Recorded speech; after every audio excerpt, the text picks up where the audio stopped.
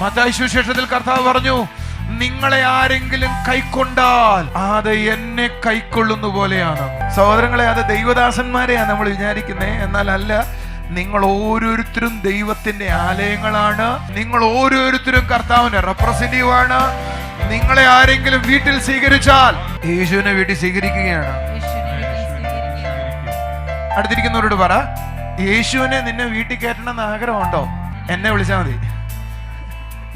Brother വന്ന യേശു വന്ന പോലെ. പക്ഷെ ഞങ്ങളുടെ കാര്യമൊക്കെ ഞങ്ങൾക്കറിയാം. കയ്യും മോശമോ വായും മോശമോ, കയ്യും മോശമോ.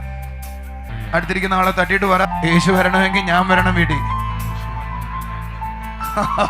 യേശു ആരെങ്കിലും നിങ്ങളെ സ്വീകരിച്ചാൽ, ആരെങ്കിലും നിങ്ങളെ റിസീവ് ചെയ്താൽ, നിങ്ങൾ അറിഞ്ഞോണം, നിങ്ങളുടെ കൂടെ വേറൊരുത്തനകത്ത് കയറുന്നുണ്ട്.